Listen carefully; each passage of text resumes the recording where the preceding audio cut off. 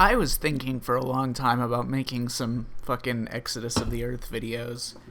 During the actual challenge, I was thinking about making. Well, I did. Obviously, I had to be streaming it on my Twitch channel, which I don't even bother. I don't stream regularly. I don't have the kind of internet for that, but obviously I had to stream for my runs to be viable attempts, so that's why I was streaming at the time.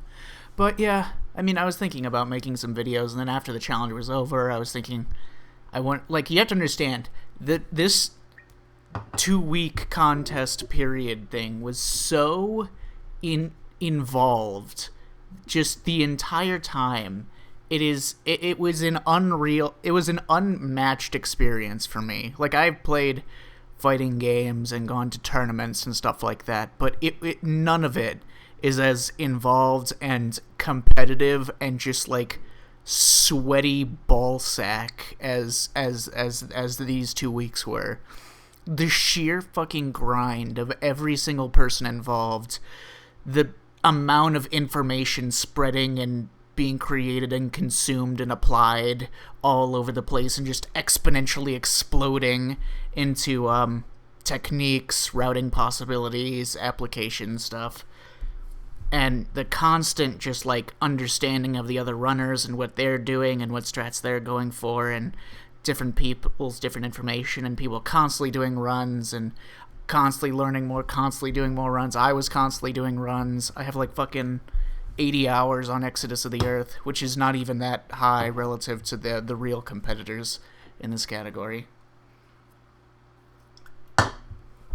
Oh. So I'm going to watch Charlie's video on it and add commentary. I have not watched this yet, so we'll enjoy it together. Since our ancient ancestors flopped onto the land so many millions of years ago, we've steadily evolved, constantly developing, improving, and leading us to this very moment. Millions of years of fine-tuned evolution has finally paid off as we're able to compete in my $10,000 speedrun challenges. And my most recent one was the most challenging for our as a competition. It was not as, or like as a, like probably from a bystander's perspective, it was not as thrilling to see who the winner is, because Unity was so dominant through so much of the competition. It was no surprise that he ended up winning. But second and third place, I mean, Muty was up there. Unity and Muty were trading records at the time, usually Unity though. And who even came in third place? I actually don't remember. I think it was Zach again. Maybe it was season yet. I think it was Zach. Thanks to this, I've finally pushed us to reach the apotheosis of evolution itself. This is the world record history of Exodus from the Earth. Yeah, the most recent $10,000 speedrun challenge that I put out into the wild. Do you remember the Project Zero?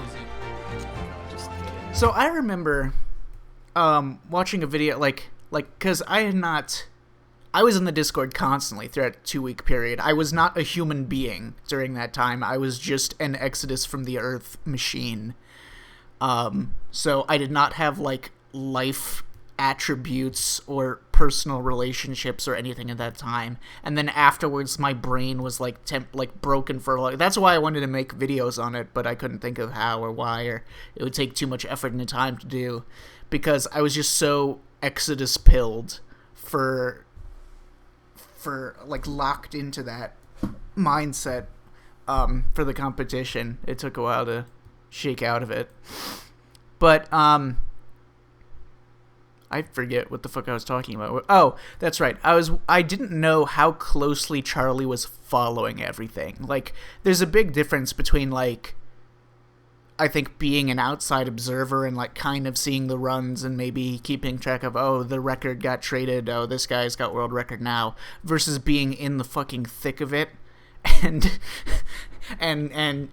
being, like, all of the Exodus memes, all of the community memes, all of the shit. So I'm wondering how much of that energy is going to come through in this video.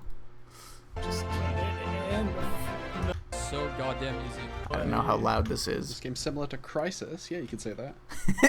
It's a real gem from its era. Oh, fuck off. I'm sure I don't even need to explain what Exodus from the Earth is. One of the biggest games of all time. It came to the US in 2008 and blessed all of our home computers with its glory. 2008 is only a year after Halo 3 came out, and I can still remember the conundrum of, should I buy Halo 3 or fucking Exodus from the Earth? Yeah, they say Crispy's taken over all companies producing tan lotion. I don't know why he did it. Of course I'm exaggerating. I'm kidding around. The game is a hidden gem that I'm pretty sure me and only like 10 other people in the world have played. It came out originally. Okay, so I was getting shit on during this competition for being someone in chat that was saying I don't think the game is that bad. And I mean, I understand everyone's perspective, but I was like, I've played a lot of older FPS games and in unideal circumstances. Like I played the original Deus Ex on a laptop in the back of a car on like a family road trip. And I was like, had a headache, and I was fucking car sick and vomiting all the time, and I had to aim with arrow keys because I didn't have a mouse for the so it was a miserable experience. So I've experienced much worse than this, and I mean it's fine. It's not There are much more boring games you could play. I guess I'll put it that way. This is like still a game, so at the very least, it's fun enough to play. But that being said, just a couple days ago, I decided I felt like hopping back into Exodus just to try out a couple more runs, because I had never actually incorporated some of the last couple skips from the last day of the competition. Or I had done them in practice, but I never completed a run with them, especially Mars skip. I was not consistent with Mars skip, but God, I'm sleep deprived. I keep forgetting what I was talking about. Well, that's just being ADHD autist. Originally in Russia in 2007, but didn't come to the States till 2008. The plot is right. Yeah. So I had been saying that the game is not that bad. Like I understand it's bad, but it's not that bad. And then people kept telling me you're a fucking idiot. It's really awful. It's really bad.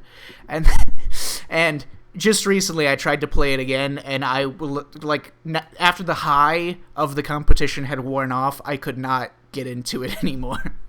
I could still do the stuff, but I was not in the mood to grind more attempts.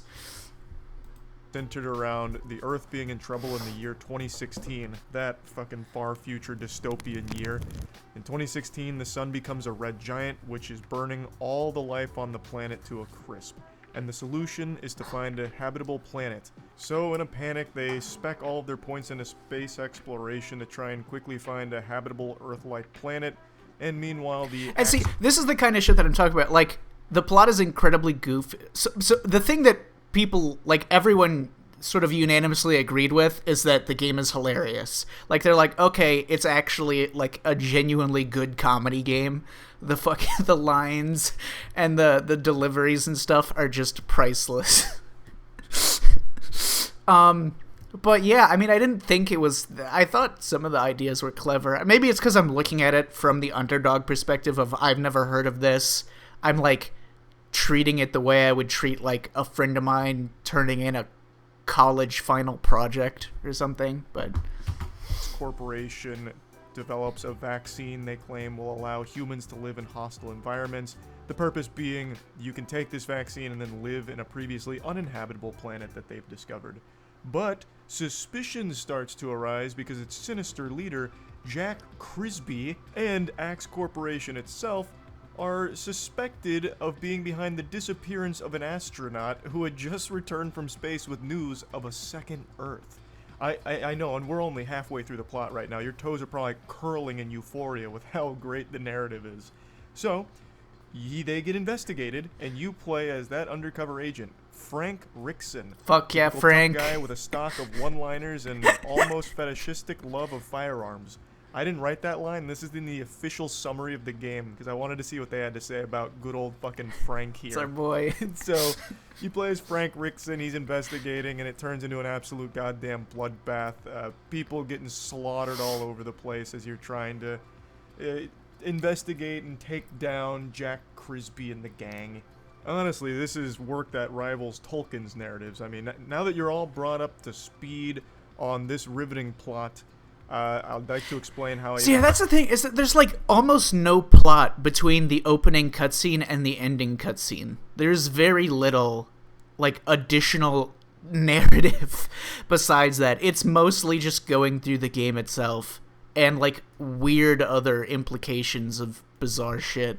Found this game. It was during a Steam summer sale like 6 or 7 years ago now. It was like 5 cents, and I thought it looked interesting enough for a few pennies, so I bought it, and I made 2 YouTube videos on it, and I actually enjoyed it and had fun with it. So I thought this would be a good target for the next $10,000 speedrun challenge following the completion of my last one, Amok Runner, which I already made this Summoning Salt style video for last month. Amok was not fun. Now, this game was very different from Amok Runner in the fact that there's more to do, there's more mechanics, as opposed to Amok Runner where the only thing you can do is slowly walk forward while your character monologues about how unprofessional he's being.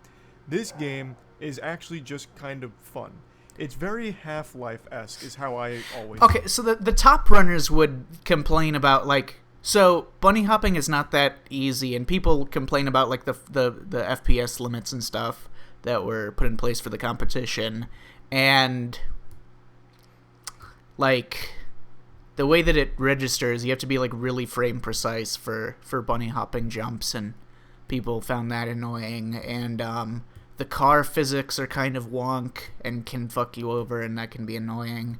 And then there's some annoying invisible... Okay, there's a couple, like, very small, like, minor random like problems with the run that don't affect you that often, or are, like, only small parts of the game but are still annoying. Like, for instance, if you're fighting an enemy, like a robot that has a rocket launcher...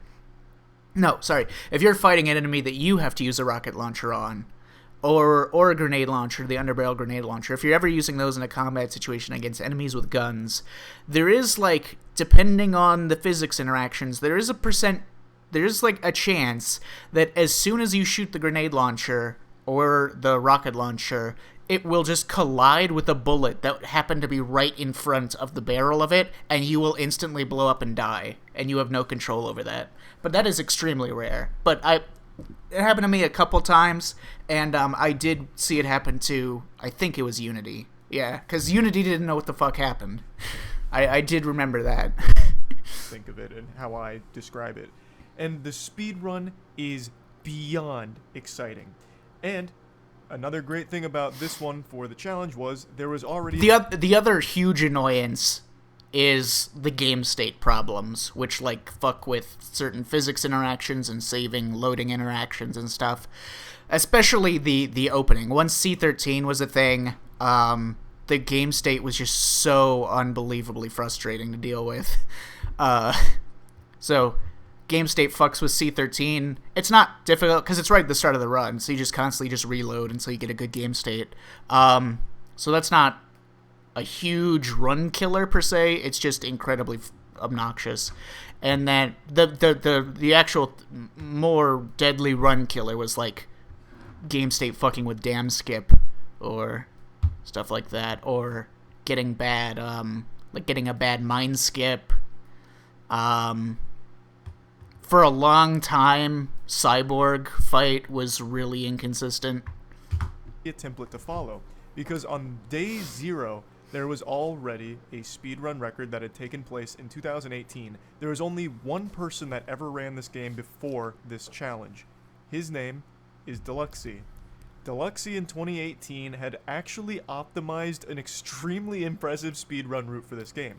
Deluxy is really the patient zero for Exodus from the Earth speedrunning. So initially, at the start of the competition, I thought it was, like, not as exciting, that there was already an existing speedrun, or we were choosing a game with an existing speedrun that had a shitload of, like, really creative glitch tech applications already, because it felt like that robbed the onus of coming up with all of these things. But stupid brain and not having a lot of experience with running these sorts of things, being in these competitions, little did I know just how much more there was to find. There were discoveries, massive tech discoveries, glitch discoveries, throughout the entire process, up to the last day. Take a look. The first record from Deluxy was set on February 7th of 2018 with a 1 hour, 32 minute, 20 second speed run. And it's actually pretty impressive. It's not just playing the game normally fast. Deluxy had already found some pretty big skips, and some skips that got used. If all the way up until the end of Deluxy the found challenge, all the especially in skips that were early- used in the early original levels. run Like, just there- hit by there was himself, that just is an incredibly incredible amount of impressive. polish to the speed run that Deluxy was cooking up. The second record that Deluxy posted was on April 9th of 2018 with a 1 hour, 20 minute, 20 second speed run, so already improved it by 12 minutes, finding even more optimizations. And I'd like to briefly go over some of the tricks that he started using. So he had found a trash can skip, where you would use a trash can as kind of like a prop boost in order to skip some parts of the level. He'd also then use an explosion skip. Yeah, you have to carry the trash can from a previous level. I saw a guy running... When was that? I saw someone running it, and the trash can fell through the world and disappeared before he got to it on one of his runs.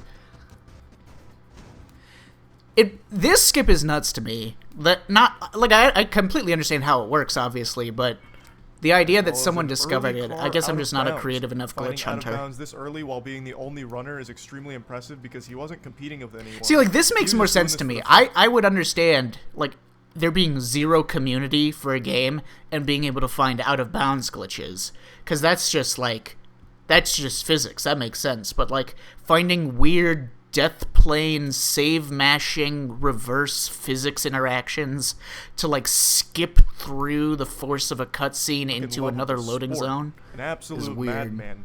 And his work is the foundation for the speed run itself. So finding it out of bounds already with the car is fantastic, since the car is by far the biggest headache in the entire run. He then It's also- not the biggest headache. It's annoying, but it's, like, chill. You know, it's actually kind of relaxing in some cases, because if you're like a topper, you don't have to constantly be worrying about your bunny hop execution. You know, it's just driving, so. Found a gate skip, a satellite skip, and a lot of I other don't very understand how he got satellite skip using this rudimentary version. I've done it like this, but it's so hard to do. It is so inconsistent. You can just complete satellite over there just relatively quickly.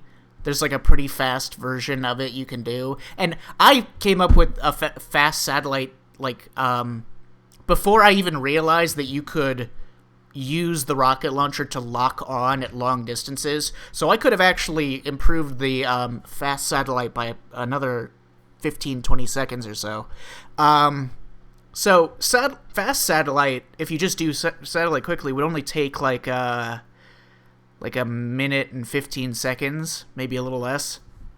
And doing this shit takes like a little bit to set up and then go over it.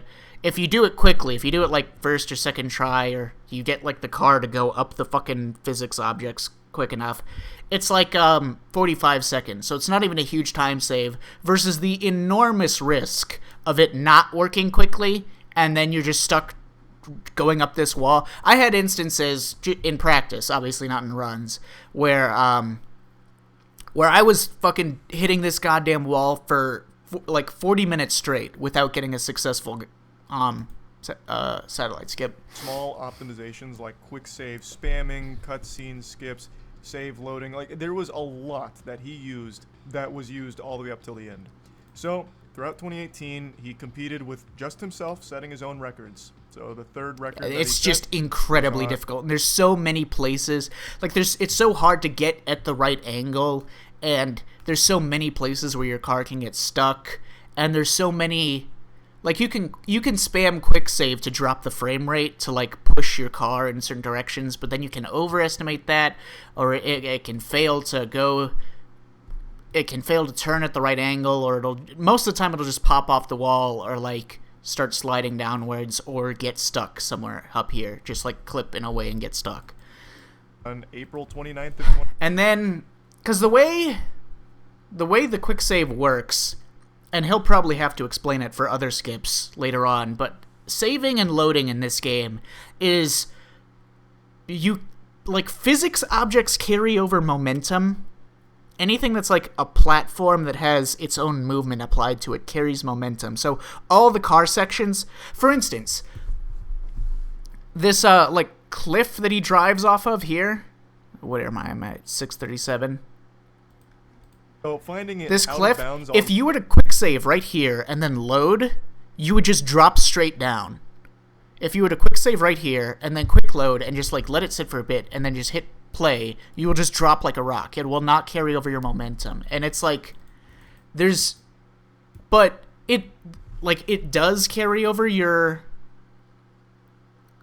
it carries over the momentum of when you quick loaded to your save. But also it depends on how quickly you hit play. Like you hit quick load and then obviously a loading screen will appear and then it's like press any key to advance, right? Like any loading screen. If you hit quick load and run it immediately, it will actually I don't know if it's just not showing you the screen or if it's like advancing time, but it will actually like put you further along than if you quick load, wait like half a second and then press any key to resume playing.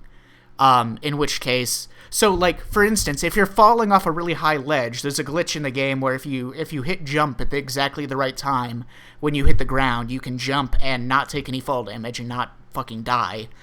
And so some people will like try to save right before they hit the ground so that if they fuck up the timing, they can reload and do it again. But if you save too low to the ground, it makes that process obnoxious because if you save like right before you hit the ground, if you quick load then press play immediately, it will advance time before you're allowed to input again, and as soon as you're allowed to touch the controls, you're already dead. So you would have to quick load, wait half a second, and then press play, and then you will spawn at the part that you actually fucking saved at, which was right above the ground. But that just makes it take longer, and it's like awkward to do that, and it's really hard to get the timing precise, so it's easier to just load a much earlier save.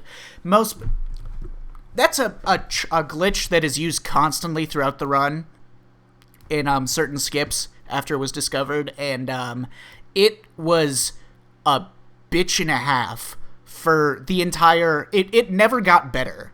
Like, there are instances where, depending on the physics interactions of an area, it's slightly better, and there's other methods that are less risky or precise or fucking random that can reduce fall damage, but any instance where you absolutely just flat out need to hit the jump button at the right time, like mine skip, like brownie skip is not that bad because if you're clipping from out of bounds into an area that has like a ceiling, it's slightly better because if you do it correctly, when you go through the ceiling, it like cuts your momentum and it makes it much easier to land with no fall damage. Like Mars skip involves blasting yourself in insane distances into the air and then like flying around and falling into areas, but that one's actually shockingly easy to land without taking fall damage because you're constantly going into areas that have ceilings. Already with the car is fantastic. Anyways, saves just himself of 2018, getting a 1 hour 18 minute 8 second run. So anyways, yeah, because of the awkwardness of saving and loading and carried over momentum and like advancing time depending on how quickly you run the game after it loads, it can fuck. It's annoying and it's inconsistent. Then that same day, getting a 1 hour 13 minute 33 second run. And then the following month in May 15th, 2018, he posts his last and final Exodus from the Earth speedrun record with a 1 hour, 10 minute, 13 second run. Overall, it was an extremely impressive run considering it was just him running it. So he was doing all of this on his own. And he kept theory crafting big skips, including the biggest skip the game would ever see, the Chapter 13 skip. This was a skip that would happen at the very beginning of this run that would skip from the fucking very start, like the I'm confused. ooze of Exodus from the Earth. Deluxe did not use C13. using an out-of-bounds clip. in He his theorized it, but couldn't quite crack the code Right, on how to okay. make it all work. But he laid that groundwork, and people did eventually find that. And I'll get into it in a moment. I want to follow the timeline one-to-one. Point is, Deluxy was an absolute pioneer. he was a in this. fucking god. He was So, he's having that as the like a template for prophet Day Zero, of the I Exodusy posted the community. $10,000 challenge, and people got to work. This is a much larger game than Amok Runner. Playing this game normally is going to take quite a few hours, and there is a lot going on. There's an It's very enormous action-heavy, like a lot I of shooting. learned more in this 2-week period than I did studying for the SATs. The driving is unforgiving because it feels like you're driving an absolute fucking disheveled, drunken zombie of a car. It doesn't do what you want it to do. The car is so weird because it's like it usually feels pretty smooth until it will suddenly lose all traction and just go ape shit. Its momentum carries in weird ways. It gets It- pushed yes, around it by does. light breezes. It's fucking miserable. So there's a lot of learning that needed to go into this game. And that's really what day one was about. Most players spent day one just playing. See here, if he literally had, what if he day if he one. There's a if he lot of spam learning if he that mashed needed to go spam into here, this he game. would be able to get And through that's this way really what faster. Day one was about. Most players spent day one just playing the game normally as best they can, getting familiar with the shooting mechanics and all of that. I getting did. familiar I with did route, which the was first like already 2 days. I established. just played through the game normally, and there was no. The hilarious thing is, there's no. I got stuck at a few points because I didn't know how to replicate the skips in the video, and I also didn't know what the game wanted me to do actually. I didn't know what to do for satellite skip because there's like a ladder. It's incredibly unclear if you were playing the game normally, but there's like a ladder that you have to climb. You have to hit a button and it lowers down, then you climb it. But every time you hit the button, it lowers, but then it just raises back up again, and you're not allowed to touch it or interact with it. And it turns out there's like you have to back up and find a spot where you can see some random maintenance worker that's like standing up at the top of where the ladder would be going, and then you have to like shoot him and kill him. And then he will stop fucking with you and you can continue. That's irrelevant to the run because the skips that were already existing when the challenge started got through that. But because I found the satellite skip wall thing to be so difficult to replicate, I got stuck there for like a couple hours. I wasn't consistently looking around for hours, but I took a break for a little bit because I didn't know what the fuck to do. But we did, however, see a new record on day one itself from a familiar face that you're going to recognize from the Amok challenge, Spicy TV. Spicy TV within 24 hours after the I know announcement that actually Spicy did and hit a Ouija new kept world record playing, with but I a didn't keep up with what they 56-minute, were doing the entire 8-second time. run. I There always wasn't saw any them in the community. I was huge interacting with changes to the Spicy, route. but Spicy TV just I did wasn't the sure what he was established running. route better, but with some new tricks thrown in, sprinkled here and there for flavor, but nothing massive. I'll go over a couple of the day one tricks that were found. The first and by far most entertaining trick is crouch spam. Crouch spam is really People good. discovered that if you just spam crouch, none of the enemies can actually do damage to you. You're pretty That's much- not 100% true. What's I believe what is happening, because this seems to align with the evidence, is that when you crouch spam, you have to crouch spam from standing. Like there's a process between you going from standing to crouching that's like a little bit of an animation. So if you were already holding the crouch button down and then you started mashing the button, it wouldn't work because you're already stuck crouching. So you have to do it from standing and make sure you never hit it for too long so that you go full crouch. But I believe what it's doing is that until you hit full crouch, the game still considers you to be standing, so they constantly shoot at your head, but you're not. Your head isn't there because you're constantly crouching. So you will still occasionally get hit by bullets, and if an enemy is at an angle that them trying to shoot your upper body would still hit your lower body, like if they're above you shooting down at you, it won't help you. Immortal when you're spamming crouch and getting shot by enemies, everything misses. It's extremely goofy, and I love it. I think it's amazing. So that saved a lot. I was a big advocate for arguing that this was the most important glitch of the run. Like, I know C13 is the biggest, but C13 is like a combination of a lot of people's efforts and whatever, and like crouch spam is so constant and is an absolute necessity for the run. There's a lot of routes that you could not take if you didn't have way, like even this. He's doing C13. Well, this is not C13 right now. This is would have just been playing through the game normally. But you can't do C13 without crouch spam. It's just not possible. A lot of time because you could just start avoiding enemies or surviving things that ordinarily you wouldn't survive, because even on like the best of days, the game is pretty unforgiving with the amount of damage it'll do to you out of nowhere. Like you'll step on like a single twig and break your whole leg, die instantly. Fall damage is really intense, and sometimes you'll get caught on like physics interactions and then get fucking killed. What he just showed here, I never did this, but I saw people talking about it on the Discord of like you can gain infinite like left-right momentum on ladders when you're climbing them, and people were it never came to anything because there's no good application to use it, but it was discovered that you could theoretically just build momentum on like the left and right of sliding on a ladder, and like, that's probably what happened here. Is you just like shoved into a wall, like spontaneously combust out of nowhere in this game. So being able to crouch spam to avoid a couple bullets that might have just instantly killed you for some reason was a lifesaver and an absolute game changer. So that was discovered pretty quickly. Another skip that was discovered on day one was Tig skip, named after the person that found it, Tig. They found if you pressed Control plus I, you'd teleport forward. It was a developer command that was left in the game, but it only worked on one specific level. So you couldn't just spam it for everything. But I only saw people refer to it as axe skip. I never saw the word Tig skip. Helpful in the spot that it worked. They also found a raft and conveyor skip. It was found by Zumo di Papaya. They found that in the same car cutscene skip, if you exit and enter the vehicle as you enter the water, and then drive to the left of the mountain and maneuver back in bounds, you can skip the long auto-scroller. So this level fucking sucks. There is an auto-scrolling segment here, and being able to skip it would be a huge time saver. A massive one, and just it cut out a lot of boring shit.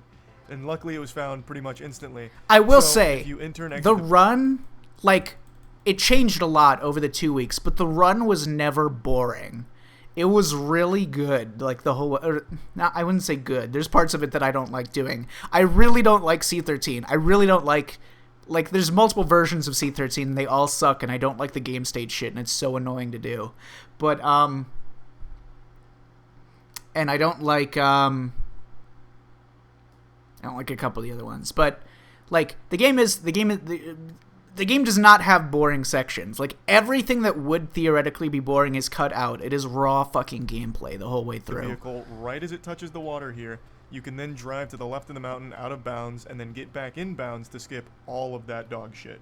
And now we move on to day 2. Oh, he didn't even show the funny like car parkour thing that you have to do, because you have to get to the edge of the map and then precisely drive along like the zigzagging outline of the mountain cliff that's just like a thin line that your car can sit on invisible walls. And yeah, people had to practice that section before there was another skip that avoided that. All of that dog shit.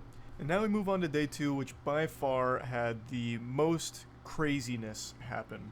So I mentioned that chapter 13 skip that Deluxy had theorized, right? Well, the community was hard at work on trying to make that dream a reality. They worked tirelessly on trying to crack that. This is the C13 sequence break in Exodus from the Earth. I might be misremembering the timeline, but I thought that Dam Skip was discovered before C13. What is going on? Today I'll be teaching you chapter 13 skip.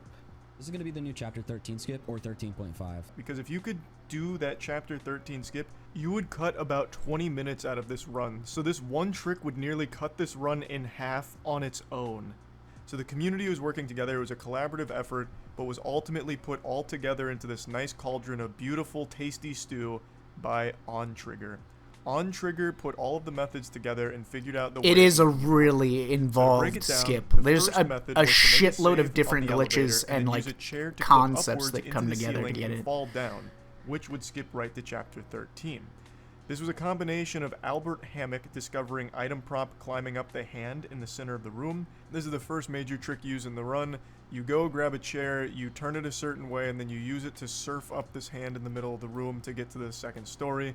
And then Vexidros found a momentum carry through saves, where moving objects carry weird momentum for your character. This is what I was talking about. So what you would do It's like is you a would then vital get into this mechanic of a lot elevator of the skips. and basically store a lot of momentum from moving the objects in there, and it would then use. So the thing about the way this works is that you have to be in the elevator, and then anything that you want to apply momentum to, so you can do it to like objects like chairs and stuff. So if you put the chair in the elevator and then have a save in there, and then quick load to a spot where the chair is in a different position, it will carry over the momentum, and the chair will like hop up a little bit suddenly. But the way these work is you need a platform. So an elevator is a platform. It's like a physics object that applies momentum to other objects that like moves up and down. And theoretically you could do this with any platform. I don't think you can do it with like NPCs. I never tried it. It would probably be difficult, but I don't think like an NPC walking into something would push it in such a way that it would apply momentum that could be stored to a save. So if you have a platform like an elevator, the way it works is that the save and wherever you quick saved and wherever you are quick loading to both have to have the platform present and moving in a certain direction. So if you were to save the game, if you were to get a quick save with yourself and the chair in the elevator while it's moving upwards, if you just like reload and like reload the level and whatever and go to a different section, whatever, and like pick up the same chair, you would not be able to do this until that elevator over there, nowhere near you, you're not touching it at all, but that elevator still has to be moving up at the time that you save the game for you to load back to. So if you save while the elevator is going up and then you quick load to a spot where the elevator is not going up, it won't work, even though you're not on the elevator anymore. That to clip into the ceiling and fall down. So basically, this skip, it was like very dependent on timing. You had to have a pretty precise time. Like, it would involve people just staring at a fucking wall, looking at their speedrun timers to get the timing down for when they decided to do the save and load, because it was timed specifically so that was when the elevator starts moving up the other part of the level. Let's skip to Chapter 13. This was in its infancy, so these were the early days of Chapter 13 skip, so a lot of people didn't understand exactly how it worked, so it led to a lot of people struggling with it when clipping out of bounds and all that. Yeah, there's a couple ways. You can up clip and you can down clip. Up clip is faster, but it requires more like finagling with the mechanics. So like me and everyone else adjusted like the game's files to allow us to put manual frame rate drops and locks in. So we all had a button that we would press on our keyboard that would drop the game's frame rate to like 5 frames per second, and it would make it substantially easier to clip through the ceiling of things. So it was kind of deemed too RNG right now to be run viable. So the ones that were used in runs, first was the down clip method for a long time, and then everyone did like a superior up clip method was found. But it was there, it was discovered, and later that same day, a lot of records started to happen. People started to gamble on Chapter 13 skip because there wasn't a reason not to. This isn't a trick that comes in towards the end of the run where the pressure's on, and if you fuck it up, you have to reset the whole thing and go all the way back. This is something that takes place. It's right at the start. You'll constantly fuck it up because it's like awkward to do, and because you can get bad finagling with the interactions, and because it's also game state related. Like I said, like sometimes you'll pick up an object and come over here into the prop surf, and your character will just drop the object for no reason because you loaded in a bad game state. And as a result, all of the physics objects don't interact properly. So yeah, most of the time, if you were to click on a streamer that was running Exodus of Earth, chances are you would happen to drop in on them in this environment, like looking at this area. Actual very It's beginning. doing of the game. somewhere right in this So lobby. it's only like a minute into the run, so a lot of people just decided, even though we don't fully understand it or have the most consistent setup, it's worth at least trying it. And it only got more consistent as the runs went on. But day 2 saw a lot of shaking and baking. So we had our first world record using the Chapter 13 skip. It came from Joe Gnome with a 53-minute, 59-second run. It's not the most optimized run in the world, but god damn it, it's the first one that clocked it with the Chapter 13 skip. And then we had an absolute flurry of world records being traded. These were all within 5 minutes of each other. There were 3 records. When you use a down clip method, if you get like halfway through, there's another elevator skip also involves a down clip, but it doesn't work quite the same way. But anytime you get like halfway through the floor and you're like kind of stuck like waist up through the floor, you just have to hit crouch to go through it. But you have to wait. If you hit crouch too early, you'll like crouch into the floor and then you'll be stuck with your legs in the floor rather than your waist, and you won't be able to clip through. And you'll probably die also. From You'll Joe probably Gnome, you'll again, probably with a die from the 50-minute, physics 8-second interaction. Run. Alright, we know the strat. Well, we know a strat. We don't know the strat. Hi everyone, Aaron God here for fucking damn Zolotech, it. and this is Recover It. This is a program from Wondershare. 5008. And then we have a returning raid boss, the previous world champion of the I $10,000 imagine this- speedrun bounties, Ouija. I Ouija was imagine the this winner video of is mostly last going to month's be AMOG covering like $100,000 challenge, the and he records came and back to the defend major the skips title. and stuff. I So don't think Ouija made his it will presence capture the known full by brain clocking rot a of 48-minute, being a fucking 41-second 24/7 run. exoduser Here I go. and the stupid goddamn like people just like sitting in a room Which was playing then Exodus, just absolutely chanting, fucking demolished "Do you by remember the Spicy Project TV, Zero? who Do you came around remember and the fucking Project slapped me Zero?" down, laying in a 38-minute, 6-second run. Not bad for a first run with the fucking chair skip shit. This run was actually spectacular. This early into the competition, the record had already been chopped almost in half, from an hour to 38 minutes. So Spicy definitely had the most optimized run at the time, implemented all the tricks pretty much flawlessly, and just had the most mechanical expertise with it so far. So day 2, he was really kind of popping off. He then, an hour later, got another world record, dropping it even further, with a 35-minute, 35-second run. I lost time even though I didn't down robots. GG's though. 2 in a row. Not bad. This one was definitely a lot better than the last one. Like the skips were pretty decent in this one. But now, we need to clear the stage for yet another galactic demon-level threat of speedrunning. Unity B. Unity is a top-tier source speedrunner. He is I hope very well known. he includes that time where Unity's mom came on stream and started harassing him and talking to chat.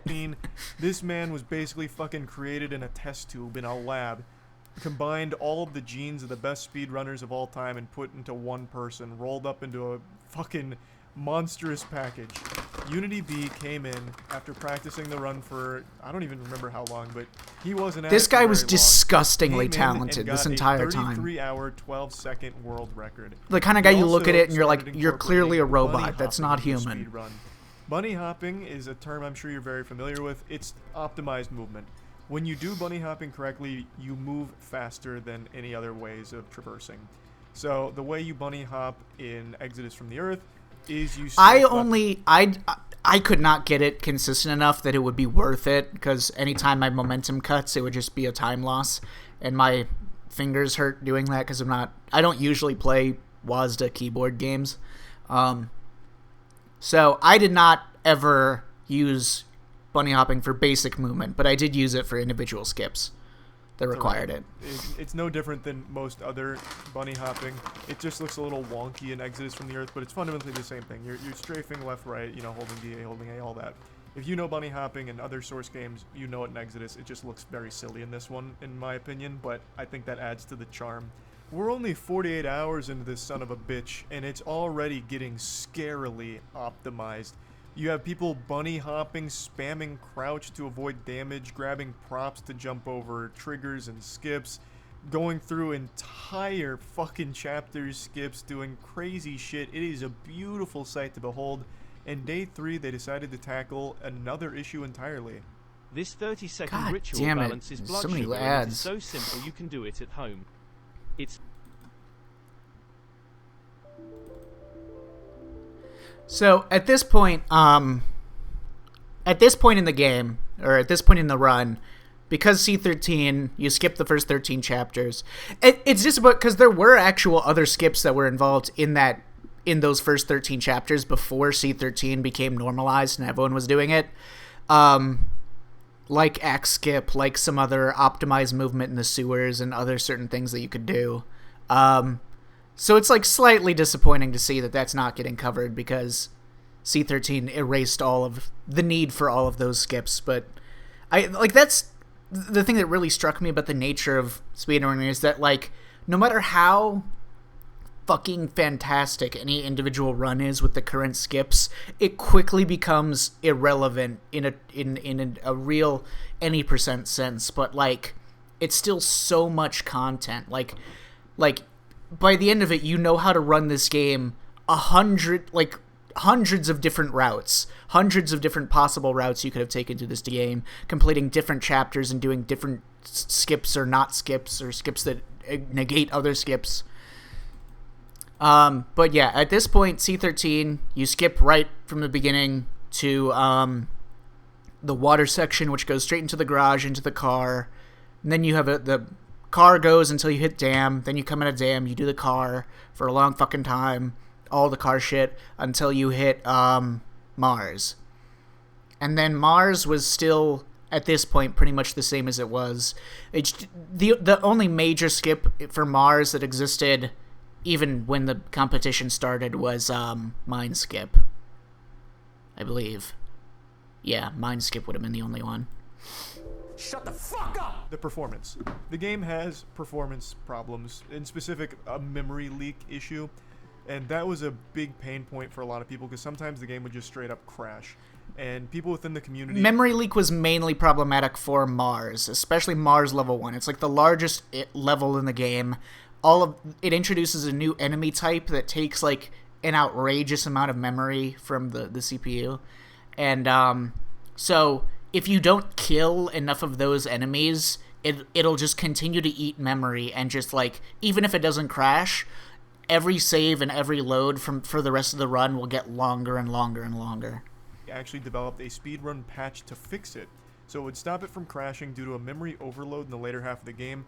What would happen is during one part of the run, there was a point where you'd kill enemies and it would overload the memory of the game and cause it to just completely shit itself. Well, that's the opposite. Killing the enemies reduces that fact. If you leave the enemies alive and let them run around, it fucks you. It's disastrous for a speedrun, especially a $10,000 competition speedrun. So the community worked together to actually patch this and fix it. There's a lot of credit to give for this one. The main contributors, as I understand it, are Zach777, another returning face from the AMOC challenge from last month, one of the top runners there. Egg and Bananistan, they all narrowed down on the issue. And then Sky Rimfist created the patch, and Magma Slime 569, Sizable Shrimp, and Man in Black tested it. Oh, that's right. That's the other skip that I was thinking of. It wasn't just Mine Skip. There was also a big warehouse skip that you could jump over a fence in this room. That was known before the competition started. So, the patch comes out day 3.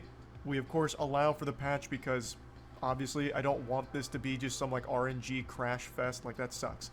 I understand that it's not as the game shipped, but... you know what? Fuck it. You know, it's our competition. We can get a little wacky and goofy, a little loosey-goosey with the rules. Yes, it is a third-party thing because it's a patch. See, it's one of these interactions where, like, you're shooting at the robot that I was watching Unity while he was playing, that he just instantly blew up and died. Yes, because as soon as he shot the rocket launcher, it collided with a bullet and exploded in his face. It's a third-party thing because it's a patch, but it just fixes the base game itself because it's shipped in such a poor state. So, we allow the patch for the runners to play on it.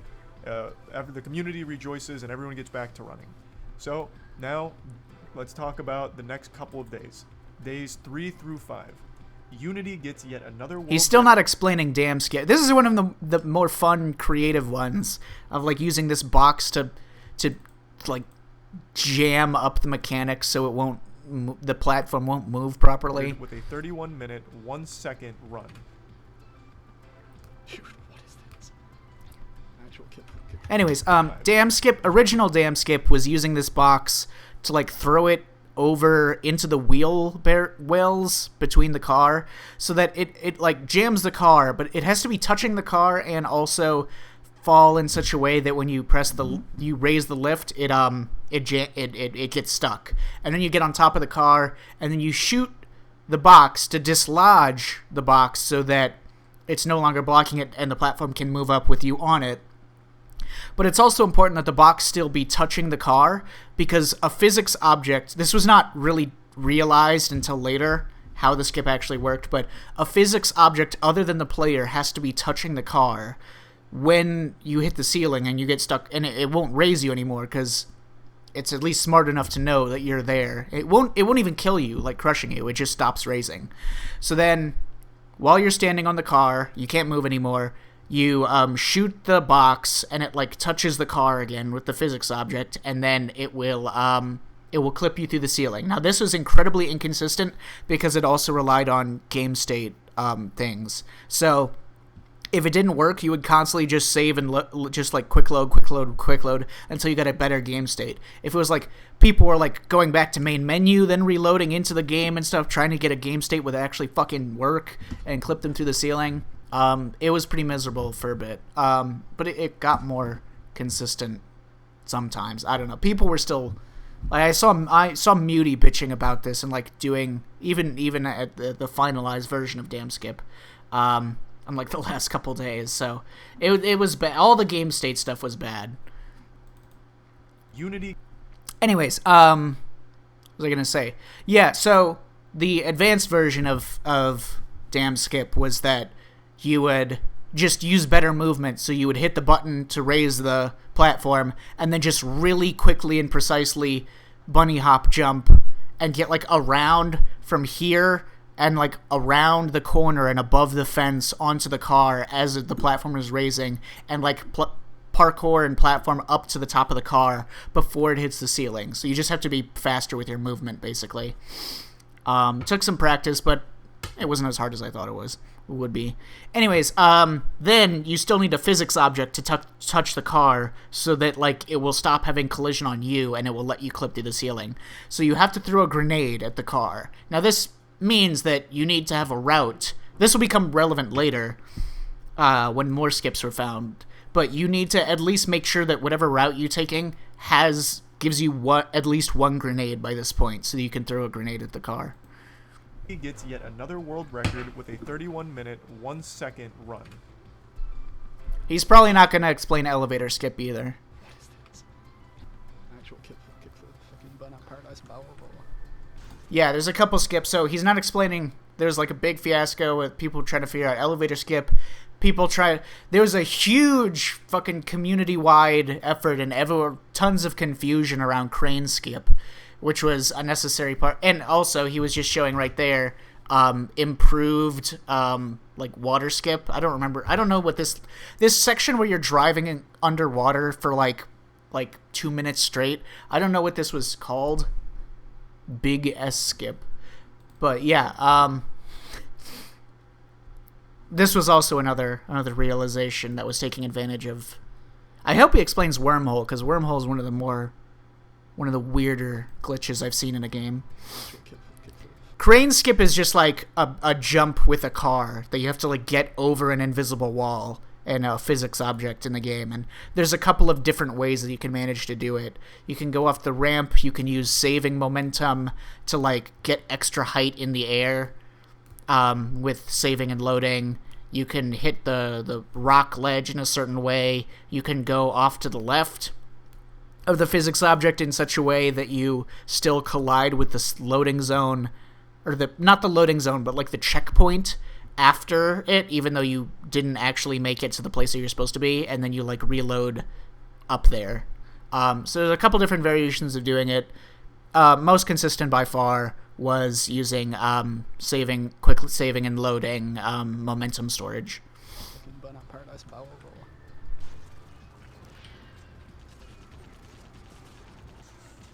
Jesus Christ. Fuck. Dude. So close to 13. This uses a lot of new skips now. So we've introduced something called Dam Skip, which was found by Zach. Oh, God damn Based it. on what we've learned from that. So it gets pretty close to the roof. If we could like pinch through here, we would end up in this room. This room is basically the end, right? We would then just go through here, call the elevator, or let this guy do it, take the elevator down, and that's basically the entire level. So the idea was you would clip through this ceiling on top of this car, which would skip the entire dam section. This run also included the new wet skip, which was found by Latanda.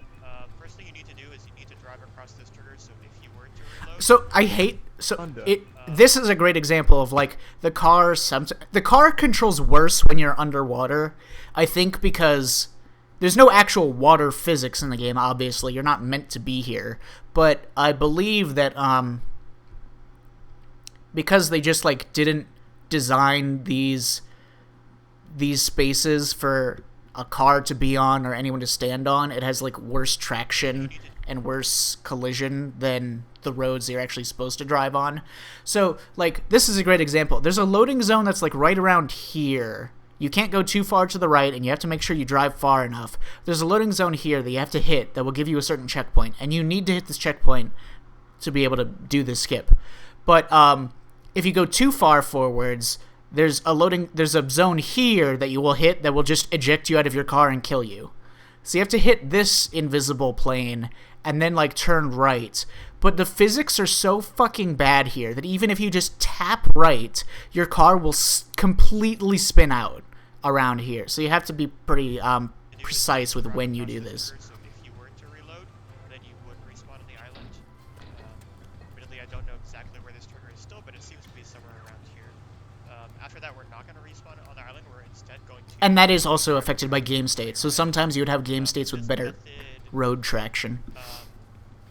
Drives essentially right to the end, and then you utilize the fact that you respawn right in the crane to do... One of the other things is that, like your car...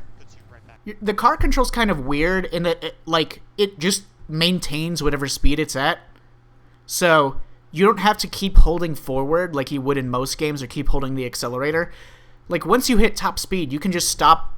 You can just let go of the controller. You can just leave. And the car will continue maintaining that speed until it hits something. So, like, the thing about the physics is that the more buttons you're pressing on that influence the car, so WASD, forward, left, right, back, the more buttons you press, the worse the traction gets. Well, actually, it's just like... This is not entirely true, but it like controls weird. So basically, if you were to just let it run and just press right, you would turn kind of smoothly. But if you're holding forward and pressing right, you have like less traction and there's a greater chance that you'll spin out. So you could also technically use a reverse concept where it's kind of difficult to like brake as soon as you want to with this car. Like reversing and braking and like starting and stopping, like forward to backward movement is weird and imprecise. So there was a way to stop really, really quickly if you press left, right, and back all at the same time. You would just like come to a dead stop. It's not like a complete dime, but you stop really fast, much faster than usual. I found that out while testing out the car controls. It was never really relevant in the run, so I never intentionally did it in a run, but it is like, it's useful for understanding how the car controls. This combined the crane skip and the conveyor and raft skip. The crane skip, I'll briefly explain, was you would launch your car right at this crane and try and basically fucking front flip over it or even off to the side, and you would skip a good portion There's of a this run. variety of It's ways more to of a do headache. this. It's just another optimized time save. For a while, everyone was struggling with this, and like everyone's methods seemed to be like dog shit. People were like, oh, this method seems to be better, this method. But no, there is actually a very consistent way of doing it. I guess that was just one of those, like, information not spreading well enough. Even at the end, I still saw people doing, like, less consistent versions of this. They might arguably be, like equivalent speed, or maybe, like, a few fractions of a second faster, but, like, if you go off veering to the left of the crane, it's less consistent. The crane skip was also extremely frustrating for a lot of people, but necessary. The wet So that's like also showing you the momentum storage. So he saved right before he left the ramp, and then he hits the and then it's very important. So the key to making this work is the crane skip was timing the quick save right there. See, game saved. I'm pointing at the screen as if you can see my fucking hands. So quick save right here. That's like the latest, because as soon as this cutscene starts, it removes your ability to save. Now the trick is the timing of the quick save and quick load. So you get the quick save at the edge, you're good on that, but then you have to time your quick load around here, because remember, it carries over momentum. The momentum you have when you hit quick load is also important. So it has to be like when you hit the thing and collide with it, it gives you like a bit more upward momentum, and then you quick load at about that time, and then you let it load in, and then you wait a second. See, he let it like linger on press any key to continue. It wasn't instantaneous. He like let it linger for half a second so that it would like apply the storage, and then he hit it, and then that's it. That's all you do, and it's like applied the momentum. You get extra lift. It's very consistent. So what you would do is you would drive out of bounds, you would hit some of the triggers, and then you would reset the car's position to teleport inbounds. Then you would do the crane skip and load the previous save when you hit the trigger to then reset the car. And because of the way the trigger checkpoints work, resetting the car position with the crane checkpoint warps you forward, skipping a lot of the driving. So the wet skip was just another huge time save, and just it doesn't really skip a lot of the driving, because you still have to drive underwater for a long time. You're kind of driving a lot of the same, but it skips like the actual levels and stuff that you would be going through. It skips actual encounters and things. A couple of other skips that came before it and combined it into something even better. Another new skip was being used called... Okay, this is another example. So, it wasn't applied here, but later on there will be a skip where, like a superior satellite skip. By this point, I believe people were already using a more consistent satellite skip that abused, like, things that drop the game's frame rate to have more control over pushing your car up the rock cliff. But it matters that you drive through this gate, like, at top speed. So if you accidentally, like, spin out or something beforehand, it's bad. You want to drive through this loading zone at top speed so that when you load into the next level, that save is you going at top speed. And because you're going to be using that when you spawn in for another saving and loading momentum storage skip Another new skip that will be discovered. Being used called Brownie Skip, which was found by Controlled Alt Delicious. This is one that was theorized all the way back in the beginning of time by Deluxy, the Prophet. And basically, it's some tricky platforming to get out of bounds, and then you jump down to the next section and live by dropping your frame rate by switching it to a lower value or mashing quick save. Or you can just get lucky and... He still hasn't explained how you actually avoid the fall damage. I don't think he's mentioned the thing about how you need to time a jump right as you hit the floor. So all the things of, like, spamming quick save and stuff are made to make that easier by dropping the frame rate and, like, creating more scenarios where you can jump as soon as you hit the floor. That's the main key of it. If this were like a tool assisted run, it wouldn't even bother with this shit. It would just perfectly time the jump. Jump at the frame perfect time. This was just another nice optimized time skip by abusing the quick save mechanic. So if you're mashing quick save, you can pretty much live most things when it comes to, like, dropping down and shit. It works well sometimes, but sometimes I've seen it, like, happen to me and, like, even, like, the top runners and stuff. I've seen them be, like, mashing the quick save and mashing the quick load and stuff, trying to get, like, the frame perfect jump to avoid the fall damage. Not in this skip, but, like, in Mine Skip and other things like that. And it would just not work for, like fucking 20 seconds. There's just a lot of goofiness to the tech here. So these were 3 new skips that were being experimented with, implemented into runs, and it got the time down even further. Spicy got a 30-minute, 43-second run, and this I honestly think was a work of beauty. I watched the majority of this one live. How hard is the run? It's like a solid 7, maybe. It's not the hardest run in the world, but it's pretty technical. Oh, that's right. I remember the original run that we started with involved doing like a weird glitched out version of this level that was confusing. I didn't bother to learn it because as soon as like I understood the basic run and its components, this skip was already discovered where you go out of bounds and just ignore it.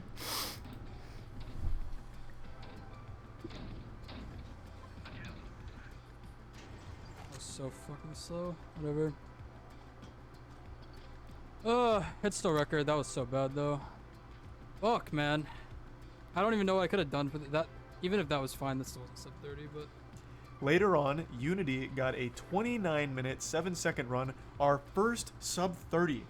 And I hope it doesn't, because this is like the perfect mix of like you actually have to know how to do it and also not just full 1 billion% randomness.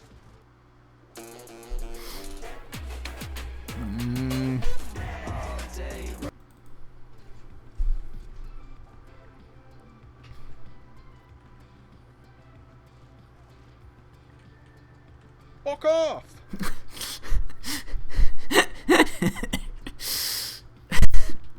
Let's fucking go! That was so close to sub 29, what the fuck? I didn't think I could go that much lower. Cracking the sub 30 milestone, something that in the beginning, I'll be honest, I wasn't even sure was possible. This was an hour-long run, and I was wondering if it was an hour, so 4 minutes. optimized we might not see any. Okay, huge this is an example of one of those Yeah. other places where, like, lots of skips in the game you have to avoid fall damage for, but this is another one of those instances where it's significantly easier. Wondering if it was already So you use a different method of avoiding fall damage. This one is by... Okay, so there's, like, timing the jump, and there are certain things that make that easier. Like, things that you can do, but also things in the environment. Like I said, when you fall through the world into, like, an area that has a ceiling or, like, a cave structure, it's significantly easier because there's something about going through the ceiling that makes you slow down. Basically, the way this one works... right, there's another method of avoiding fall damage where you ride an object down. I don't know who discovered it. I don't know, because it was not applied in the run. I believe I discovered it, but nobody used it from me, because it was in a point where doing that was not relevant to any part of the run, and I was just fucking around. Eventually, there was tech that involved, like, riding an object down to avoid fall damage. Kind of for a different reason. I was not involved in the discovery of that at all. I was a smooth brain, and I never contributed in any meaningful way to this category. But, yeah, so if you, like, drop an object and you walk onto it, and occasionally you like, take no fall damage. You just standing on the object. But this is a method where if you hit, like, an angle, if you hit, like, a kind of sloped surface, it'll, like, cut your fall damage by an extremely significant amount. So he lands at, like, kind of like an angled surface, and it bounces him off laterally, and then he takes, like, way less damage. Huge improvements. Maybe it'd get down to, like, 40 minutes. But we're already deep in the sub-30s, baby. We're fucking exploring parts unknown. So Unity gets the first sub-30, 29 minutes, 7 seconds. Unity then comes back and beats his own record with a 28-minute, 29-second run, and then we get another titan into the fray, another behemoth into the scene. Is this Muty? Muty. Yeah. Muty is another very well-established speedrunner who entered this competition and made his presence felt in a big way. His spiritual pressure was crumpling people. But unfortunately, his big run at this time was 0.1 second slower than Unity's world record, Muty got a 28-minute, 29-second run, but I thought it was... See, like here, this is not going to work even though he's on Muty got a it 28 because minute- the box is not touching the car. So it does not qualify as like a physics object that is taking the collision away or 29 whatever second weird run. shit. But I thought it was worth mentioning here because this is the first time Muty got himself in contention for the #1 spot, but it would be far from the last. GG. Not bad. Not a bad run. Clever. 2 seconds behind. Now, let's go ahead and start talking about Day 6. Day 6 starts using something called the Chunka Warp. The Chunka Warp lets you skip an also entire stair section. did not hear that term used ever. And it's done by hitting the cutscene to start the chapter, and then getting to the end of the mission by resetting your position to the start of the game by loading a save that's there. You're going to notice a lot of these tricks use a lot of quick saving and even save load tricks because there is so much jank to this game that you can really get some crazy results with these save loads. This was a skip that existed temporarily that then got phased out by another skip. Like a superior version of C13. I never used this. I never even practiced it. I don't know how to replicate it. That you can really get some crazy results with these save loads. So, after loading that save that's there, the old version had you die in the cutscene by using a grenade launcher shot into the trigger, and then loading the last possible quick save that you make, which is a black screen, and if you do all of this correctly, you can just walk to the end of the mission. Muty gets a world record at 27 minutes 56 seconds and uses this version of the Chunka Warp.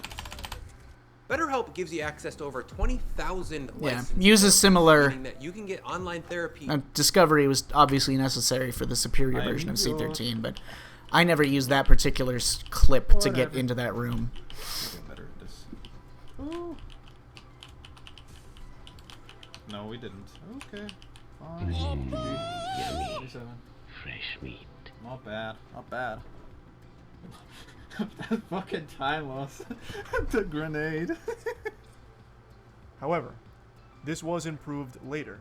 The final version of the trick, the Prime version, used the upclip method. There were a lot of instances that were not like strictly skip related, but were just raw execution or things not working very well. Like sections that people did not like or otherwise would sometimes lose a lot of time on were definitely the final robot fight. Not the cyborg fight, but the two robots they have to blow up, and just the general combat encounter right at the end in the warehouse. So warehouse fight would occasionally like be a time sink. It's not skip related. It's just playing the game. What other stuff was like giving people grief? Oh, at this point in Dam Skip's existence, it involved getting to the dam from the outside, from the car section, and like going into it before you've actually like without fighting. You just ignore the guys, you clip over, you like jump over the fence, and then you do some parkour jumping skip to get into the doorway. So all the enemies are still alive in the previous level, and in fact, one of the guys, I have no idea how this works. I never applied God mode, so I don't know strictly why this happens, but there's a guy in the previous level outside the dam that will continue to be like a presence, I guess. He doesn't attack you immediately, but basically while you're doing dam skip, sometimes a rocket will just come from space, just clip through all of the walls of the dam. Any room that you're in will just come from the fucking warp zone and just hit you and kill you. So that would happen sometimes because there was a rocket guy that if you left them alive from the outside. So if you just do the skip quickly, or like you can avoid the rocket sometimes. But yeah, it was amusing. Which is of course momentum carrying that we talked about earlier. So you would upclip and then you jump below the cutscene trigger to die from fall damage. And then you'd skip the cutscene by mashing quick save as you die, load the black screen to quick save and continue, and you basically get the same effect, but it's more consistent and it's a lot easier. So all versions from Unity's 26-minute 57-second record does this. We finish this run now for splits. I should. I mean, if this run, like, if I lose like a minute and a half, I'm not gonna fucking finish it, but we'll see. People also... Okay, this is another section. People did not like this section for a long time. This is, again, just raw gameplay. You have to just take out these guys quickly. Like,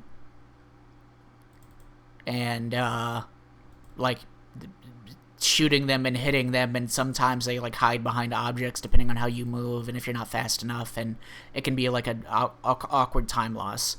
There's another room right before this point. We have to go into a building and, like, climb up some stairs and hit a switch.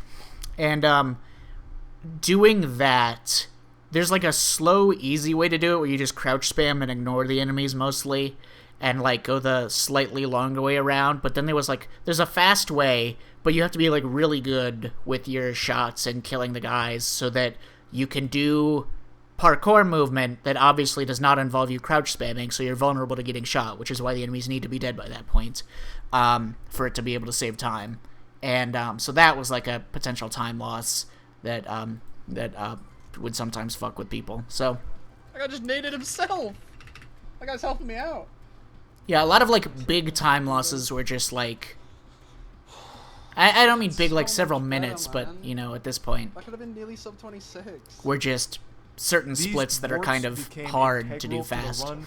You're going to notice quite Not a few of necessarily them, the and they do weird get a little glitches and confusing. I skips. don't know if my explanation has done it justice, but hopefully by watching it, as well as my little fucking reptile smooth brain understanding of it, hopefully that's enough to get across how it works. So now we're coming up on a week since the competition started.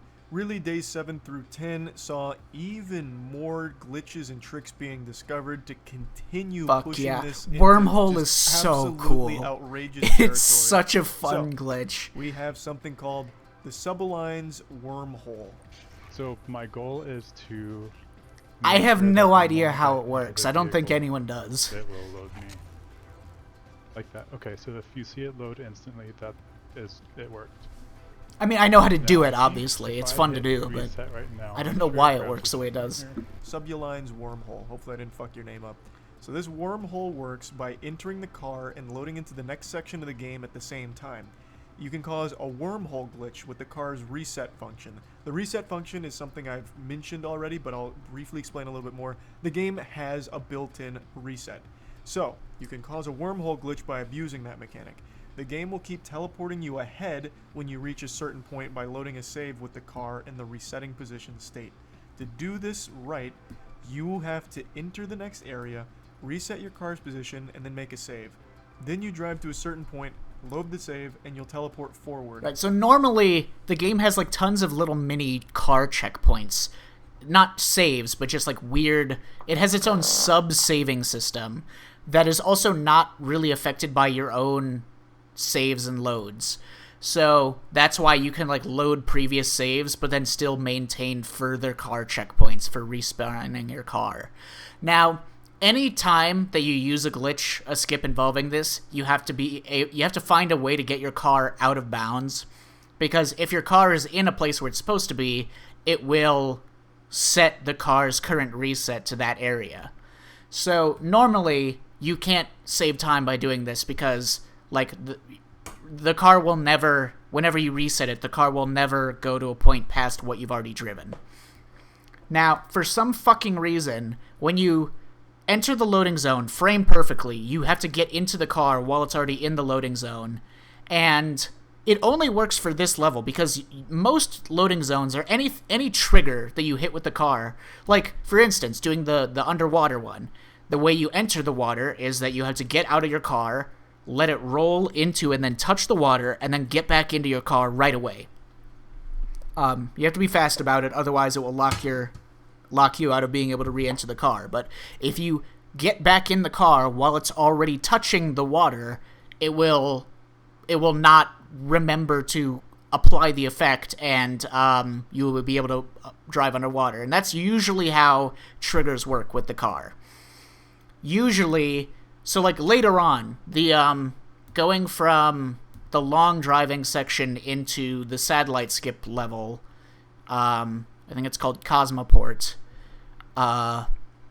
the loading zone into that level, you can do the same thing. You can like get out of your car and like push it into the loading zone and then get into your car while it's already in the loading zone, but it won't have the same effect. It'll have the same effect. It'll do the same thing that it normally does when you enter the car while it's already in a hitbox, and it won't apply the hitbox. So you can use that to actually drive past the loading zone for whatever that's worth. You can actually get into like a weird clipped backwards version of the level, but there's no benefit to it, so there's no point in doing that. But basically, what was I gonna say? I saw some crazy fucking tech on the Discord that like theoretically could allow you to drive underneath the universe of some of the levels, but it never amounted to anything tangible.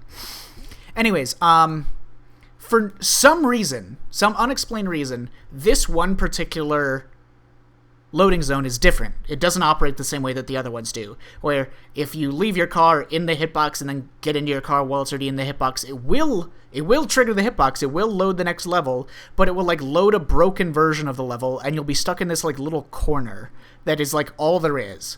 And then this is the wormhole.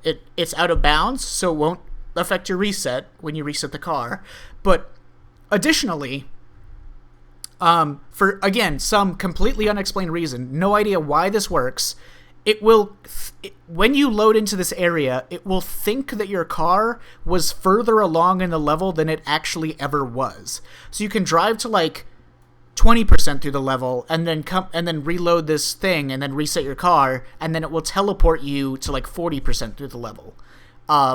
There's no other point in the game where it works like this. Even if you could theoretically replicate similar circumstances, like find an out-of-bounds zone for your car to do, no other place in the game does this, where it, like, tricks the game into thinking you were further than you are. Repeat this all the way to the dam, and you save almost a minute of driving time. And at this point, a minute means the world. Mickey R. clocked a 26-minute, 41-second run, and was the first person to use the wormhole.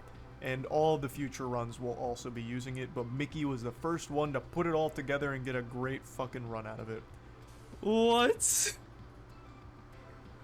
Oh my... So at this point in the game, another constant time loss people would have was Cyborg Fight, the final boss.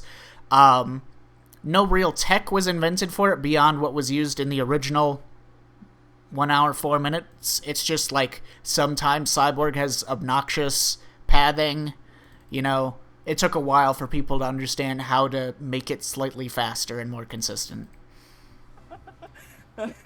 And like the actual platforming you have to do can give you time losses. Oh my god. Another trick that started being implemented was called Dirt Skip. I was about to mention Dirt Skip. That would normally be used, and it saves roughly 20 seconds, which again at this point is huge. This is a okay, so there's a really clever glitch that existed in the original run of this. I thought it was fucking genius, where the original run 104 run, C13 made it irrelevant. It was in one of those first 13 chapters, but there was this absolutely fucking brilliant skip where you like complete this level really like as fast as possible, as fast as like you could probably move faster with bunny hopping retroactively, but like as fast as normal movement in the game, you like go through this level and kill all these guys, and before crouch spamming, because the original 104 didn't even know about crouch spamming, so like he had to like set up a bomb in the area where enemies were going to load in preemptively so that he could eliminate most of them without having to have any time loss by slowly incapacitating the guys, and then to get like pass through this door, and in the distance you can see two maintenance workers walking around a corner, and they're going to a doorway, and you ordinarily the way the game works is that like those two guys walk through the doorway, it opens for them, and then they walk into the room, and then it closes and locks, and then you have to go and find the key in the previous room. It's not hard, it's just like very easily accessible, but the way you do it is as soon as you get like a sight line of it, you can just barely be fast enough so that you can see them in the distance and shoot one of them.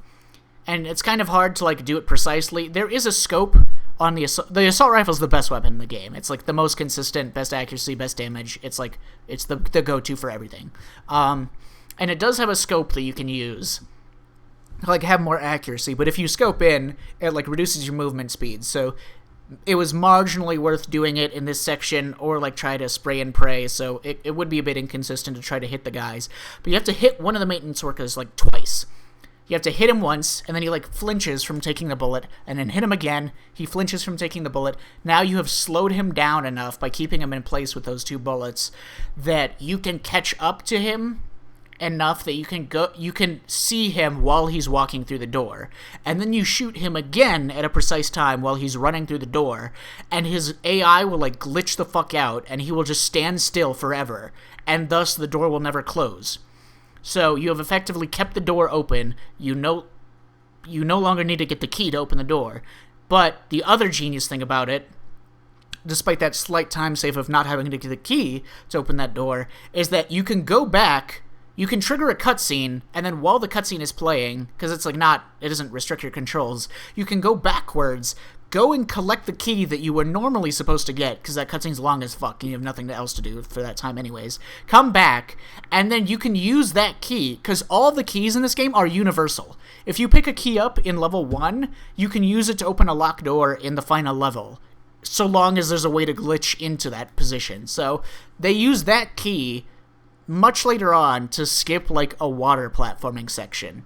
And this is, so I just thought that was like one of the most creative glitches of the original run that was sadly no longer relevant. I mean, I guess it's a good thing that we don't have to wait through that obnoxious fucking long cutscene anymore, but so this is another mentality, is you grab a key and then you do a long skip to avoid using the key on the door, and you lose time here, but you save time later by opening another locked door that you would normally have to have gotten a key for. Inches now. These seconds mean everything. So you pull this off by dropping onto this dirt block, making a save, and then making a save next to another block of dirt at the correct time. You then load the previous save and quick This load, is one of the more difficult ones of these. One of the more difficult, like, momentum platform save quick load ones. This one's easy to fuck up. Save twice quickly. And if you do it correctly, you'll warp into the end area, and sometimes you can even jump inside as well if you didn't get teleported directly in. And we're only getting started with the glitches and tricks here. I hope you brought an appetite, because if you like glitches and tricks, you're eating fucking good with Exodus from the Earth here. I wasn't exaggerating. Nearly every millisecond of this run has a trick or is setting up for a trick. So the next one is the reactor up clip, and it actually uses and builds upon the same mechanics as the Chapter 13 skip, with the chair and using the elevator and making a quick save. So I believe by this point there were slightly faster, like, I forget what it was called. I think it's like shield skip. Shield skip is the one where you clip out of bounds to avoid that level with all the weird shields in it. I believe at this point there was a faster method of doing shield skip by using stored car momentum. Eventually it was discovered that you can just store car momentum to just, like, jump anywhere. Like, you can kind of just jump around the level with your car if you control your saving and loading momentum precisely enough. So yeah, there were they used that to get a faster shield skip, and then they used basically the exact same thing to get a faster satellite skip. You can technically do it at the end of Cosmoport, but it's much less consistent to get the car over it. Like, theoretically, the value of that is that you have to kill all the enemies on the Cosmoport in order to start the cutscene that gets you to Mars. So being able to clip your car into that area would help you kill the enemies faster and drive to the loading zone faster. But that one is, like, tricky to do and very inconsistent. I don't believe any official, like strong runner ever bothered to put it into a run. So use the chair, use the elevator, make a quick save, keep your momentum, and then you can use a trash can to boost yourself into the ceiling into the next section of the game. So now let's talk about some of the world records that were obtained using some of these already. We had Unity getting a 25-minute 49-second run. We had Unity getting a 25-minute 18-second run. Mars skip is probably the most insane of all of them. He'll probably have a big section on Mars skip.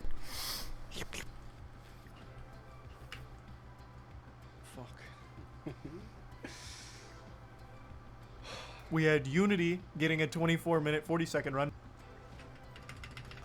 Come on.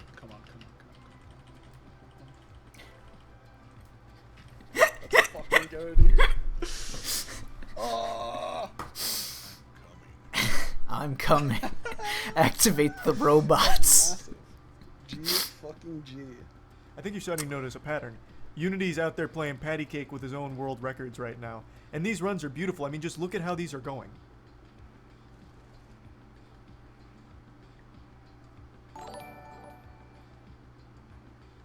Yeah, Unity is like the clean, like everything looks so clean in his run. Like his movement is insanely precise. And he's very fast at learning and making the skips look robotic. We'll see, Claire. I wouldn't say it too early. Making sure the best smite than lost, by the way. Fuck.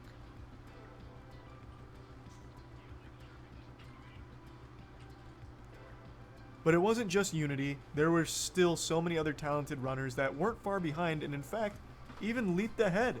We had Zach. Yes, Zach.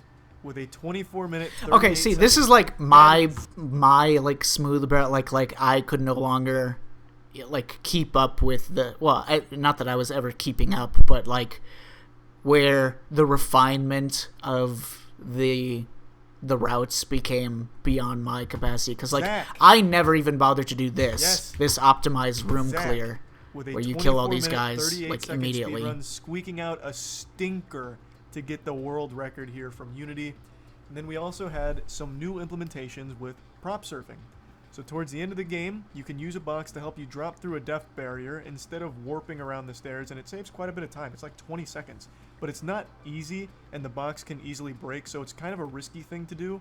But the time save is always worth the risk, especially when it's this cutthroat towards There's the a top. couple ways to do it. There's like a jump to. It's always worth doing because it's a pretty sizable skip, but like it's difficult to decide which one to do because they're all kind of bad in different ways. They're all pretty inconsistent. Prop surfing is slightly slower than the other method, but it is more consistent. The leaderboard with this competition. Unity. That's the level where the meme of do you remember the Project Zero comes from, because people were trying to figure out or practice that death plane skip of like practice different methods, either just testing things out or just trying to practice the known ones that were just happen to be really hard and inconsistent to do.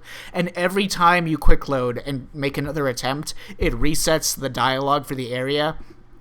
And so constantly you would be watching streams of like Unity or whoever or Muty practicing the death plane skip, and you would just like the only sound would be, do you remember the Project Zero? Do you remember the Project Zero?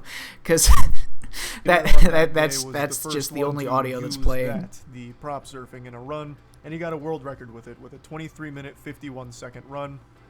He's coming, by the way. Yeah, this level had both memes. This level has the do you remember the Project Zero and I'm coming. Isn't this up 24? Let me go! Do I do the optimization? I'm gonna do the nade boost. No! Fuck! Oh, I got an auto split. GG. Oh my god. And then but where's Unity's mom? Rampage here. He then got a 23 Show Unity's mom. 39-second run. So disappointing. A 23-minute 14-second run. Oh, people always hated this run for like this room, this section of like killing these guys and not getting hit. Okay, there's like a part of this level where you have to shoot something that will trigger a cutscene that like you can't skip. It's a really short cutscene, but it removes your control. But the game is still playing out, so if there's any enemies left in the environment, they will still be shooting at your body while the cutscene is playing. So you either have to protect yourself or like kill most or all of them so you don't take too much damage during it or whatever. And just this entire environment was not. It was another section that people could lose time on. It was pretty common, people to miss shots, people to miss jumps or whatever. anytime you're combining like full-fledged combat of enemies all over a room with also platforming and like getting precise jumps and such, it was a place that people could fuck up more on. 3-minute, 14-second run. I forgot to do the fucking optimization. A 23-minute, 10-second run, and then finished off that day with a 22-minute, 57-second run. This video is brought God to you damn by it. Wondershare. What is going on, guys? Welcome back to a brand new video.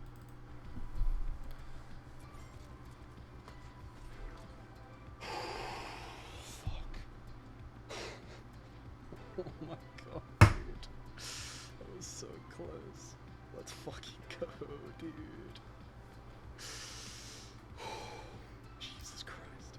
So now we're 11 days into the Jesus. competition, and we're still not done finding and using huge tricks.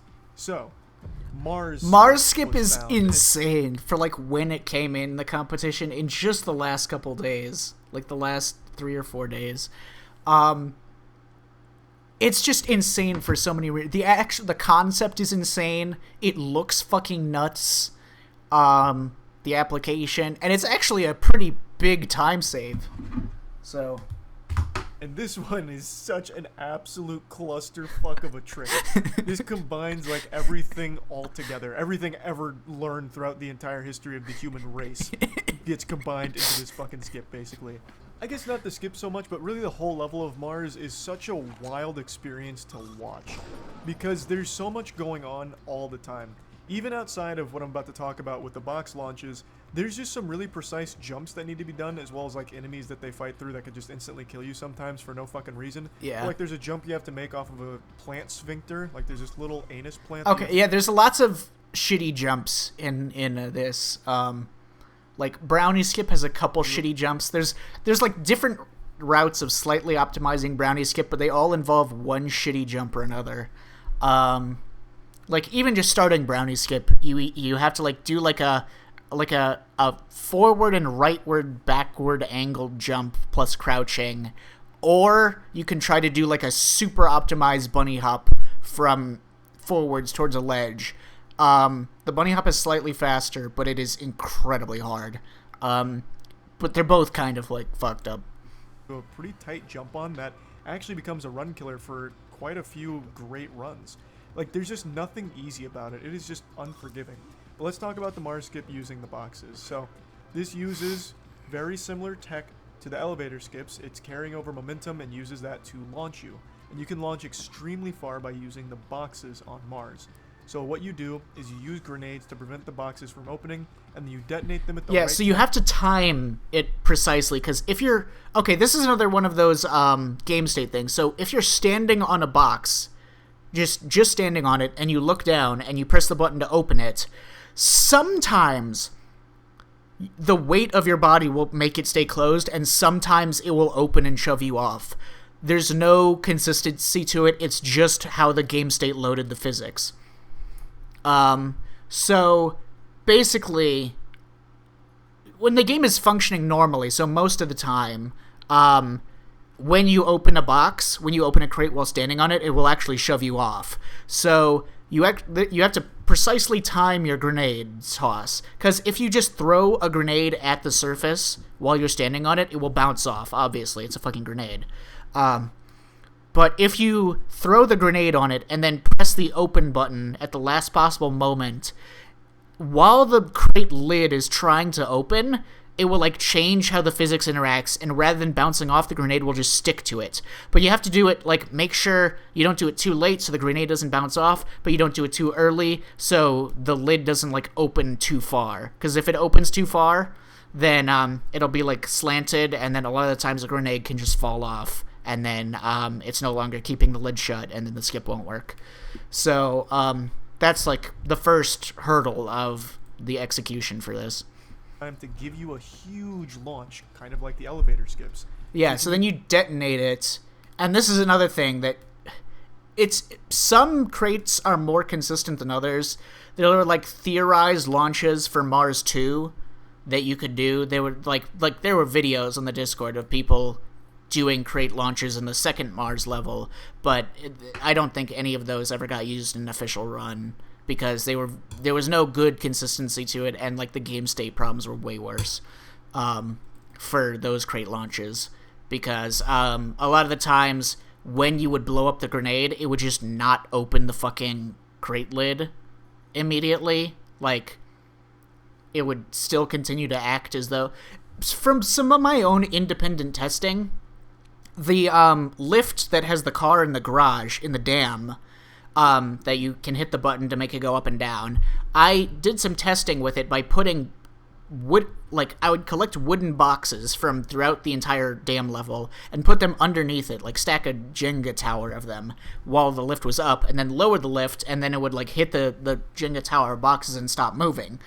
So then I could get it moving downwards but stuck, and then I could leave a remote grenade there and then blow up the remote grenade whenever I felt like, wherever I was in the level, and then the lift would start lowering again, which would be useful for applying the quick save, quick load momentum storage thing.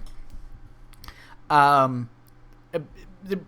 problem is there's just no way to use it in that level, and it would also be time. There's no clip of it. Like, you can clip through the floor doing that, but there's no benefit to it. You just fall through the world. But in that, I did figure out that like the more physics objects you put in and interact with it, the more likely it was that like the game would just fucking get confused as soon as I would blow up the Jenga tower of wooden boxes that were propping up the lift, and a lot of the times the lift would just stay stuck, even though all the boxes were destroyed. It would just like stay there for like a full second and then start lowering again. And it was just completely inconsistent. Sometimes it would start lowering immediately, sometimes there was a big pause. There was no way to do the momentum storage consistently with it. And I believe that happens with Mars 2, where the crates in that are like, they're fucking way worse, and sometimes they won't apply their momentum immediately when you blow up the grenades that keep them open or closed. Use either remote grenades or pressing them as you load a save that you made on the box, or just blow them up by using your grenade launcher. It's just, there's quite a few ways of doing it, but they're all pretty fucking tough. Unity's the first one to use, few ways of doing it. Okay, so the way this then works afterwards, and theoretically, here, let me pull up the...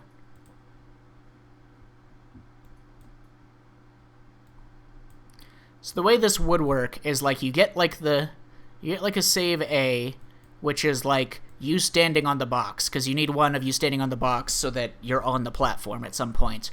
Then you leave the grenade on it while opening it so that it sticks, and make sure it stays on it and doesn't roll off the lid. Then you like come over to like a certain part of the level and you detonate it and then quick save at the same time, and then you load save A, and then you quick load save B so that you get the momentum storage, and it will launch you immediately.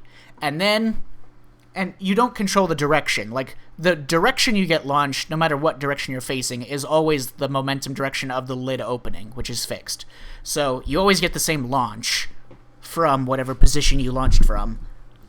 But then the next method of that is you have to use a combination of, like, strafe momentum control by like strafing to change the direction of your momentum. Plus, so basically, let's say you're here and you need to get here, and there's like a big platform here, and this will launch you, and this is like an empty pit, like abyss, so this will launch you this way.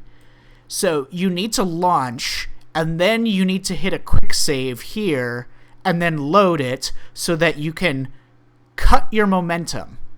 So the first trick is getting all this set up, and then you launch, and then the trick is looking in the right direction, quick saving to like adjust your momentum, and then quick loading, and then you can fucking redirect your momentum at a certain point. And so if you wait too long to quick save or something, you'll be too far away and you won't be able to get back to solid land. You'll just fall off out of the level and die. So that's like the next thing, is like timing the quick save and stuff so that after you launch like super fast, you get like a pause and stop and like redirect your movement so that you can like maneuver around into this. So that's basically how it works. And that's how all the crate launches from this point will work. all pretty fucking tough. Unity's the first one to use them in a good run. He gets a 22-minute 50. I can do all of those, Mars, like all of those baseline. He didn't even talk about what you have to do after it, because like you have to. There's 3 crate launches you have to do, or there's different versions of it, but basically, so the crate launch that he just showed was just to get into a room to grab a key and like some guns and stuff. But then the real major time-saving part of it is like clipping. You use one crate launch to clip. You have to set up 2 crate launches afterwards with 2 specific crates. Well, okay, there's 2 versions. The easier version is there's a part in the level where you can just use regular jumping and platforming to like get out of the level and just fall off the edge of the world. So if you set up a particular crate launch to be ready to go with a grenade on the lid, then you can get to that. You can continue playing until you get to that part in the level, fall off the edge of the world, pull out your grenade remote detonator, and then you like fall for like 10 seconds straight, and you just keep falling and falling off the edge of the world, looking at the level like fade into the distance until you hit like a certain point. You can either judge it by how long you've been falling with your timer. Most people judge it by when the draw distance starts to erase parts of the map, because they're too far away. And then at a certain time, you trigger the launch, and then it will launch you at a specific angle that is like puts you right at the very end of the level, and then you have to have like good quick save timing and loading and momentum storage to angle yourself to the end of the level so you don't accidentally overshoot. That's the part I could never do. That's the part of it that I always fucked up on in actual runs, is that I was shit awful at like getting that last part of like, because I would always get the launch, but then I would always overshoot and like hit a wall and not be able to come backwards enough to come back to solid land, and then I would just be falling forever. With it. Anyway, that's the easier way to do it, and it is a slightly better launch. So I've actually done that one successfully, but the harder, faster version of it I've never done successfully. The third part of it, at least. So the faster version is you set up 2 crate launchers at the same time. So you set up one, and for some reason, surprisingly, there's a mechanic in the game where if you hit the reload button while you pull out your remote grenade detonator, you can actually set up a second remote grenade without detonating the first one.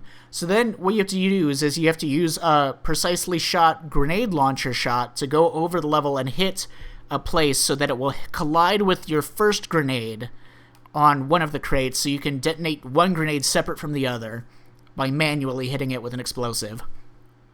And then use a launch with that crate to get you out of bounds of the level, and then pull out your remote detonator, and then do the same process where you wait forever and then detonate it from underneath the level, and shoot yourself to the end of the level. That one's in a worse position, and it's much harder to aim. But it is faster, and it looks fucking nuts. Again, is trailblazing this path. There's also another thing that gets discovered called propless. So this is this one, this one people did not like. People were like, it's not even worth doing because it's so inconsistent. That's to skip that death barrier we talked about a moment ago. But people started getting it more consistent. The top runners started getting it more consistently. Much less fall damage. And if you do it correctly, you can just drop to the bottom without carrying a box. And this is just kind of a different way of doing the same thing. Since the box could break and it'd be like this giant fuck you moment, this is just another option. It's just a little bit more difficult. So let's dive back it's into harder the to do. records we were experiencing. It's slightly faster, but harder. You're going to notice, yet again, the patterns continuing. Unity gets another world record with a 22-minute, 31-second speed run.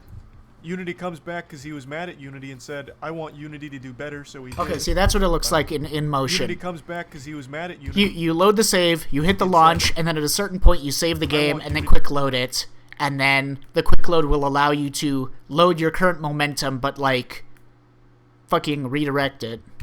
So you time the quick load, quick save, and then you can do that shit, and it's goofy. But now we're getting into some dicey territory. Since the competition's winding down, we're coming up on day 13. Muty actually sneaks in a world record of his own, taking it from Unity. I'm surprised he's not showing footage of, like, you miles underneath the level looking up at God as the level fades into obscurity in the distance. Because that's, like, the most insane image of the crate launches. Please don't fucking blow it up. No, we've... Okay, thank God.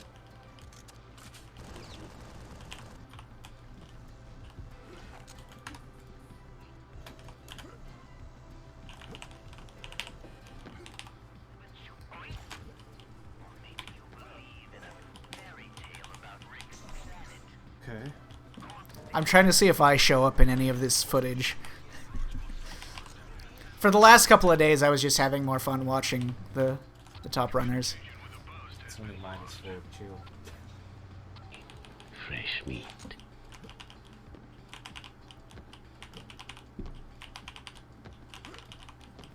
Come on.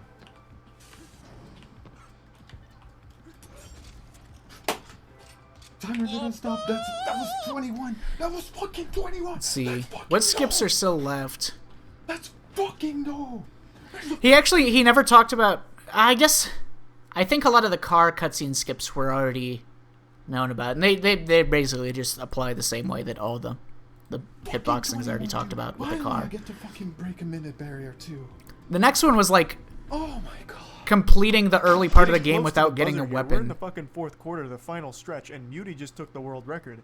So Unity may have started sweating a little bit, but not that much because he came back and still got another world record with 21 minutes, 27. Yeah, he hasn't talked about elevator skip. Similar to Crysis. The elevator skip got slightly better It's a real gem. as time went on. It was another... It's like right after Dam skip, so that a lot of... Like, I know Muty really hated the... Muty and Unity, I think, both really hated Dam. Because Dam had Dam skip and then immediately elevator skip. And they both fucking sucked. Like, they weren't the most miserable skips, but, like, they were inconsistent sometimes. And together they were a pain.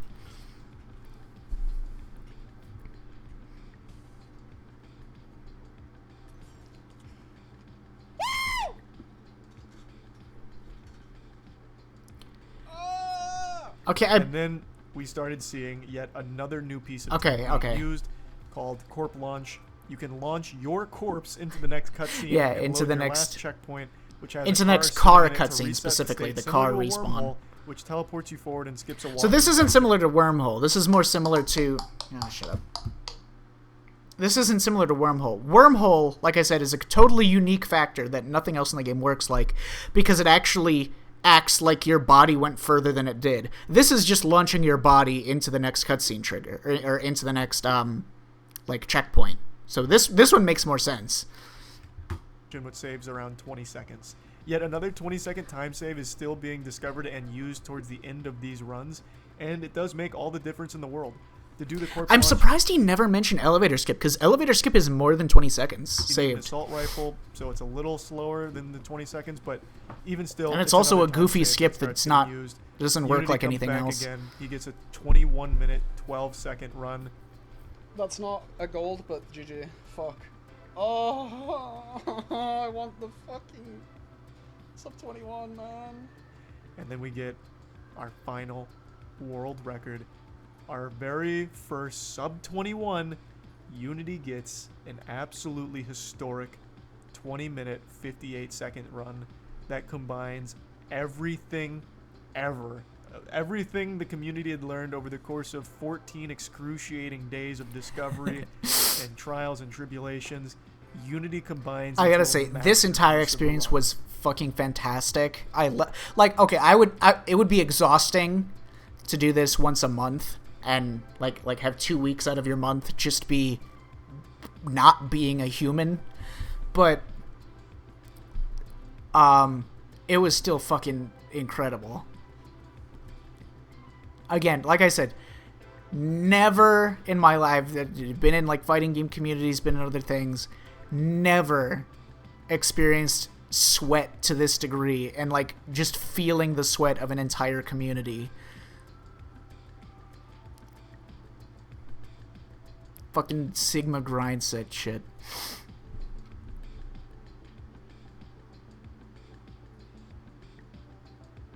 a lot of like time save in the last couple days was making Mars and everything after that point faster.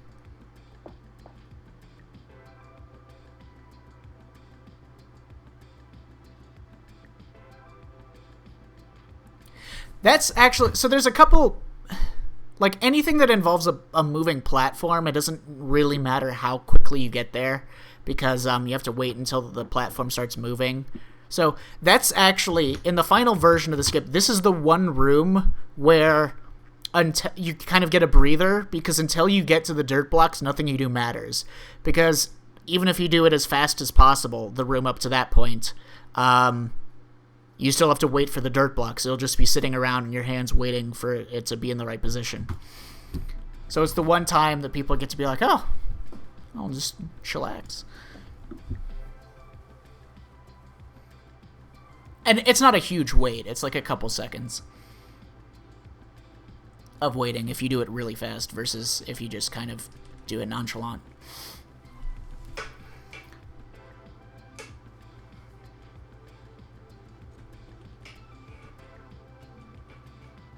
You know, you never showed Unity's mom. Yes, dude. Fuck. I'll bet most of the people watching The this best video way don't to even burn know the fat and get glory shape of is not keto, Frank, paleo, fasting, or vegan, whatever his and it's name not is. Like imagine, like how does this video, how does it, like, as good as this video is, how does it express, how does it communicate to people who might not remember the Project Zero? You'll look at the final three. The final three that will be getting $10,000 split amongst them. $6,000 to first place, $2.5K to second, and $1.5K to third. Unity with his 20-minute, 58-second run.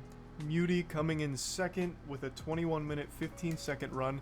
And I think it's worth mentioning, he had an absolutely banger run right towards the end of this challenge that I was watching live, where he almost had a chance of taking world record at the end. So this really did come down to the wire, but Muty gets second place, not far behind with that 21-minute, 15-second run. And then third place, we have our first repeat top three performer, with Zach777 getting a 21-minute, 34-second run. Zach got second in Amok, now third in Exodus from the Earth. Who knows? Maybe he's destined for first in the next one. But Zach, very consistent, great runner, gets third place. And I don't know what happened to some of the other, like, I don't know what happened to Spicy or Ouija or anything like that. I don't know if they were still doing runs, because I wasn't necessarily... I watched Spicy's stream a couple of times. I was just informed sometimes of what Ouija was doing. I don't know if they were grinding as seriously as like Unity and Muty and some of the others, or why they weren't as close to the top 5. I was doing an additional $1,000 to whoever found the most meta-defining trick. The trick that... Okay, so in my opinion, this either goes to the progenitor of the genre, why am I blanking on his name? The original Deluxe, the cool guy, or crouch spamming, or like some combination or whatever of the people that created C13. Or I kind of just love Mars Skip because it is so fucking nuts. Saves the most time and is the most important to the run, which the community, of course, has a strong say in. And the winner of that $1,000 goes to OnTrigger for putting everything together to create and optimize Chapter 13 Skip to make all of that work. So OnTrigger is the recipient of the $1,000 bonus there. And another thing I'd like to mention is there's another runner I haven't talked about, but was a huge runner in this category, Kisimov. Hope I'm not fucking up their name. I don't know if it's Kisimov. I hope I'm not butchering it. But Kisimov had an incredible run, just like Muty did, right at the end of the competition. On day 14, with only, I think, like 20 minutes left, Kisimov was on an absolutely outrageous pace. But unfortunately, it wasn't meant to be.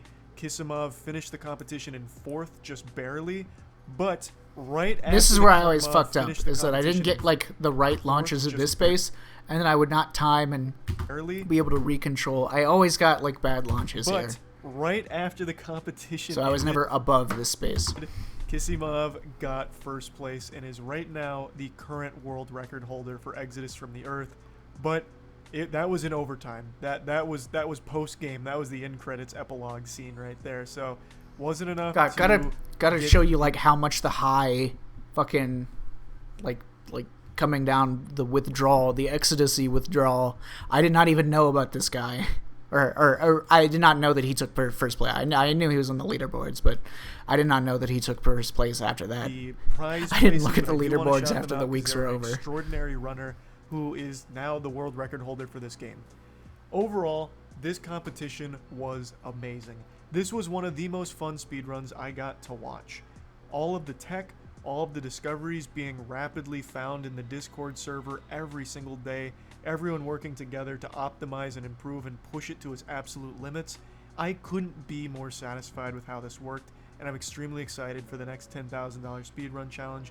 I haven't fully decided on what that next game's going to be, but I will announce it shortly once this video goes up. I really appreciate all the runners for putting so much time. Holy shit. Does that mean it's going to be starting on next month? I guess it's not the worst time for me. Holy fuck. I mean, again, like I said, like, I was not human for those 2 weeks. I did not exist in this corporeal dimension. So, it's going to be fucking difficult to adjust around my life schedule. But, I'll see what I can do. So, yeah. This, and it was a lot of fun to watch. I hope you all enjoyed it, and I hope to see a lot of more return runners for the next one that we do. And, yeah, that's about it. See ya. Banger. Fucking activate the robots.